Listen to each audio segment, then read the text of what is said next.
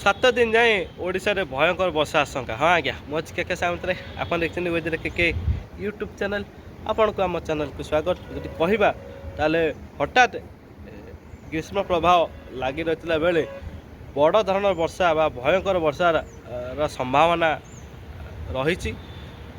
मार्च 15 मार्च 21 मध्य एभली संभावना रही। झड़ वर्षा रईचाश रु 65 किलोमीटर पर्यटन पवन रुआपथर जनित वर्षार संभावना रही। तो यार मुख्य कारण कौन? ग्रीष्म प्रभावित लगी रही है किंतु या मध्य बड़ वर्षार मुख्य कारण कौन? 4-5टी सिस्टम ओडिशा को प्रभावित करें।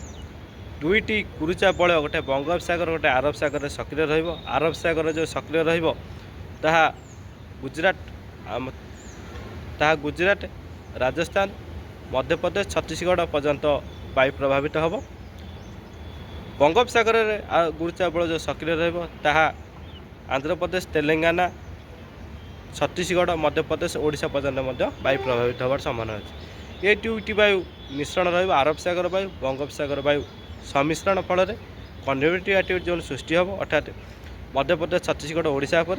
ता सहित उत्तर भारत में जब कहवा जम्मू काश्मीर हिमाचल प्रदेश उत्तराखंड अंचल एक पश्चिमा झड़ सक्रिय रही। तार घूर्णिबल क्षेत्र में सक्रिय रही संभावना रही। ये जो 3-4टी सिस्टम रहा सहित निम्न चापरेखा गोटे सृष्टि होवार संभावना रही 16 रु 21 मध्य। यदि कहवा ताले आगामी 7 दिन ये सब सिस्टम फल राज्य में 100 मिलीमीटर आरंभ कर 250 मिलीमीटर पर्यंत विभिन्न स्थान में वर्षा होवार संभावना रही। पवन जदि कथा कह 45 रु 65 किलोमीटर मध्य पवन प्रभावित होवार संभावना रही। झटका पवन 50 किलोमीटर प्रति घंटा जाबार संभावना रही। झड़ वर्षा रुआपथर जनित वर्षा व्यापक अंचल कहवा सारा ओडिशा रे जदि कहवा विभिन्न स्थान में कुआपथर वर्षार संभावना रही। यही स्थिति रहा आगामी 7 दिन जाए। पश्चिमा झड़ पूर्वा वायु आरब सागर वायु ता सहित कहवा निम्न चापरेखा और काल बैशाखी यही जो 4-5टी सिस्टम ओडिशा को जो प्रभावित कर बड़ धरण वर्षा भयंकर वर्षार संभावना रही।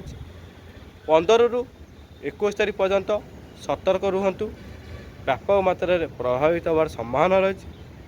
घड़घड़ी व्यापक मात्रा मारिपे। यार मुख्य कारण जब कहवा एबे हीट वेव कंडीशन रही अर्थात गरम ग्रीष्म लहरी रही उत्ताप कंडीशन थिला।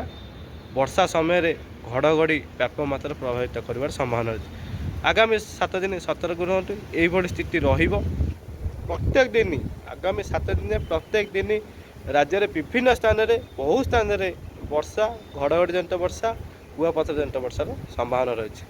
सतर्क रुहतु। जदि भी कौन पानीपाग बड़ परिवर्तन घटे निश्चित भाव में मुझे अपडेट देवी। देखु चैनल को सब्सक्राइब करता लाइक शेयर करी रही। नमस्कार।